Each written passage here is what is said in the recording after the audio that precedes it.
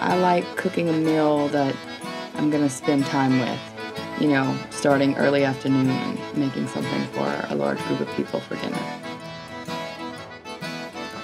Some of my favorite things to cook are more Cajun traditional type dishes. I do like to experiment. My dad probably influenced my cooking the most. My mom's real good at boiling stuff, but my dad is the real cook in my family. I made a smoked ponce with tasso and sausage with a corn maque choux, and I fried a little quail egg over easy and put it on top of the sliced ponce. I've made ponce several times. Basically, the ponce is the pig's stomach that they clean out. So what I did is I took it and I browned it a little bit to kind of toughen up the skin. And you constantly have to poke holes in it because it'll bust. It's overheat, so it aerates it. So I poke it with a fork a bunch. Depending on the size or the quantity of people I'm cooking for, onions, bell pepper, garlic cloves, I usually just guesstimate. I'll try to keep my onion to bell pepper ratio the same, so if I'm using 3 onions, I'll probably use 3 bell peppers. Garlic, I'll just look at how much onion and bell peppers I have and try to quantify it that way. And then I add in the vegetables and start browning.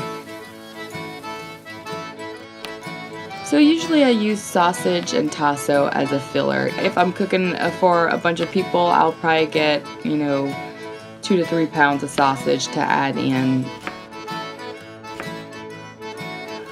Usually before I'm put the water in and the top on, I'll also throw in the sausage and tasso. I like to keep homemade pork stock in my freezer, and I use that as a base for flavor.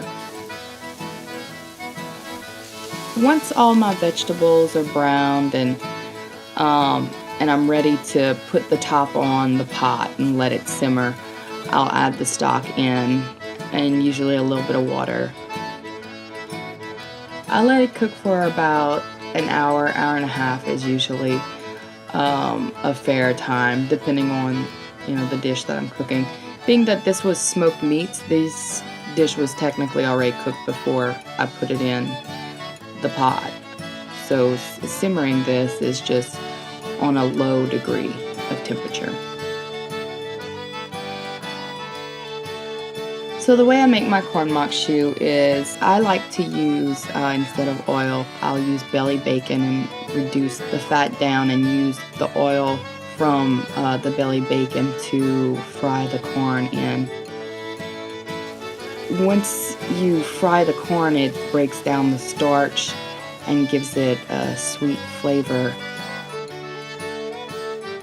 Once the corn's, browned and fried, I'll add in some rotel.